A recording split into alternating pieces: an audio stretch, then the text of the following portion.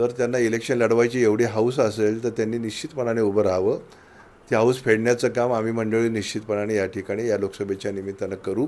दादांबद्दल वक्तव्य करून तुम्हाला काय लोक शाबासकी देणार नाहीत. आपल्याला काहीतरी सवंग प्रसिद्धी मिळेल ही भावना जर शिवतरे साहेबांची असेल तर ते अत्यंत चुकीची आहे. संपूर्ण देशभरात लोकसभा निवडणूक ही आज उद्यामध्ये केव्हाही जाहीर होऊ शकते.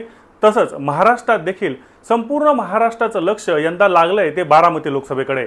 कारण इथं इतिहासात पहिल्यांदाच पवार विरुद्ध पवार असा सामना होतोय. विद्यमान खासदार सुप्रिया सुळे विरुद्ध सुनेत्रा पवार अशी लढत या ठिकाणी होण्याची शक्यता आहे.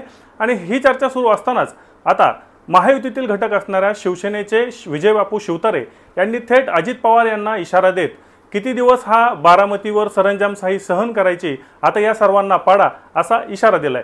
यानंतर राष्ट्रवादी काँग्रेसकडून देखील प्रत्युत्तर देण्यात येत आहे. आपल्यासोबत आहेत राष्ट्रवादी काँग्रेस पुणे शहराचे अध्यक्ष दीपक मानकर. भाऊ, तुम्ही विजय शिवतारेंचं स्टेटमेंट ऐकलेलं असेल. कुठेतरी महायुती ही एकत्र यावी म्हणून प्रयत्न सुरू असताना विजय शिवतारेंनी असं स्टेटमेंट करणं म्हणजे ते कुठेतरी दुधात मिठाचा खडा टाकण्यासारखं आहे का? माननीय शिवतारेंनी जे स्टेटमेंट केलेले ते खूप चुकीचं स्टेटमेंट आहे. आणि मला असं या ठिकाणी म्हणायचं की आपण महायुती म्हणून ज्यावेळी इलेक्शनला सामोरं जातोय त्यावेळी त्यांच्या पक्षश्रेष्ठीने त्यांना योग्य ती समज देणं हे अत्यंत गरजेचं आहे. आदरणीय मुख्यमंत्री एकनाथ शिंदेंनी त्यांना योग्य ती समज दिली पाहिजे. कारण की एकत्रितरित्या आपण ज्यावेळी इलेक्शनला सामोरं जात असताना समाजाला वेगळा संदेश जाता कामा नये ही भावना त्या घटक पक्षांची असणं अत्यंत गरजेचं आहे. आणि शिवतारेंचं इंटरनल काय त्यांचे वाद आहेत याच्यापेक्षा आता लोकसभेला आपण मोदींचे हात मजबूत करण्याकरता एकत्र आलेले आहेत ही भावना त्यांची असणं अत्यंत आवश्यक आहे. त्यामुळे मला असं या ठिकाणी सांगायचं आहे की ते जे वक्तव्य करतायत की एका वेगळ्या पक्षाच्या माध्यमातून मी या दोन्ही पवारांच्या अगेन्स्ट उभा राहील वगैरे ही जी स्टेटमेंट त्यांची आहेत, जर त्यांना इलेक्शन लढवायची एवढी हौस असेल तर त्यांनी निश्चितपणाने उभं राहावं. ती हौस फेडण्याचं काम आम्ही मंडळी निश्चितपणाने या ठिकाणी या लोकसभेच्या निमित्तानं करू. परंतु एखादा माणूस त्याला काहीतरी मिळत नाही, मग आता राज्य सरकार आपलं आहे तर राज्य सरकारकडनं काहीतरी काढायचं, तर त्याच्याकरता हा चाललेला एक प्रयत्न आहे. काहीतरी आपल्याला मोठं काहीतरी मिळालं पाहिजे. मोठ्या कमिट्या राज्य शासनीय असतात त्याच्यामधून काहीतरी संधी मिळाली पाहिजे. एक लक्षात ठेवा, पुरंदरचा विकास दादांच्या माध्यमातून मोठ्या प्रमाणामध्ये हा सातत्यानं झालेला आहे. या ठिकाणी एअरपोर्टचा जो मोठा प्रोजेक्ट आहे तो कुणाच्या माध्यमातून तिथं येतो याचं देखील जाणीव आपल्याला असणं अत्यंत आवश्यक आहे ना. आणि त्या परिसरामध्ये दादा हे पुणे जिल्ह्याचे नाही तर महाराष्ट्राचे नेते. त्यामुळे दादांचं काम हे सगळीकडे आहे. उगाच काहीतरी ओरडायचं आणि दादांबद्दल काहीतरी वक्तव्य करायची आणि त्या वक्तव्यामुळे आपल्याला काहीतरी सवंग प्रसिद्धी मिळेल ही भावना जर शिवतारे साहेबांची असेल तर ते अत्यंत चुकीची आहे. आणि मला असं वाटतं की त्यांनी शांत बसावं आणि इलेक्शनमध्ये महायुतीचं जे कर्तव्य आहे त्या कर्तव्यातून त्यांनी महायुतीला सपोर्ट करावा ही देखील विनंती मी या निमित्तानं त्यांना करतो. आणि दादांबद्दल वक्तव्य करून तुम्हाला काय लोक शाबासकी देणार नाहीत. या ठिकाणी नागरिक हे सुज्ञ आहेत. बारामतीतले नाही, संपूर्ण देशातले नागरिक जो मतदार आहे तो सुज्ञ असतो आणि त्याला कुठं मतदान करायचं हे शिवतारेंनी सांगण्याची आवश्यकता अजिबात नाही. आणि ते सातबाराच्या संदर्भात जे वक्तव्य करतात की बारामतीचं सातबारा, ते सातबारा बदलण्याचं काम हा सर्वसामान्य माणूस करेल.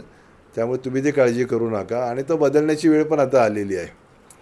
तुम्ही ती काळजी करू नका असं म्हणताय त्यांना, मात्र त्यांनी हेच म्हणलेलं आहे की गेली 50 वर्ष झाली एकाच कुटुंबाची सत्ता आहे, असं होऊ शकत नाही, ही सरंजामशाही नाही.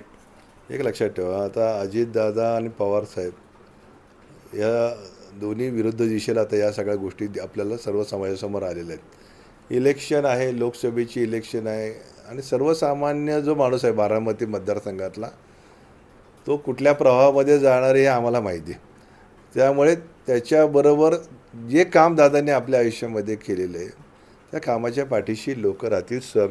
या ठिकाणी सुनेत्राताईंनी जे काम त्या बारामतीमध्ये केलेलं आहे त्या कामाच्या पाठीशी लोक राहतील. आणि शिवतारेंना इलेक्शन आले की आता आठवण आली की आता मधले 2 वर्षाच्या कालावधीत का नाही ओरडले ते अजितदादांच्याबद्दल, आत्ताच कशाला ओरडायला लागले बरं. तर या निवडणुकीचा काहीतरी फायदा आपल्याला मिळाला पाहिजे, आपलं काहीतरी कल्याण व्हायला पाहिजे या भावनेतून हे सगळे स्टेटमेंट त्यांच्यासमोर येत आहेत. आणि त्याला राष्ट्रवादी काँग्रेस पक्ष अजिबात महत्त्व देत नाही.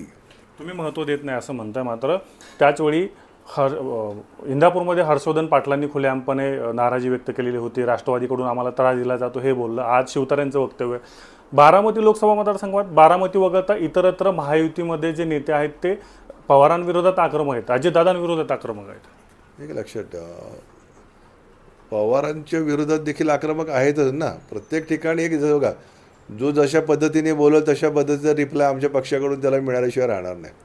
शेवटी आमचं जे नेटवर्क आहे, आमचं जे सर्वसामान्यपर्यंत जे जे काम आहे, दादांचं जे पुणे नाही तर संपूर्ण महाराष्ट्रामध्ये असणारं जे काम आहे, दादा काय सकाळी 6 वाजल्यापासून रात्र 12 वाजेपर्यंत गप्पा मारायला बसत नाही.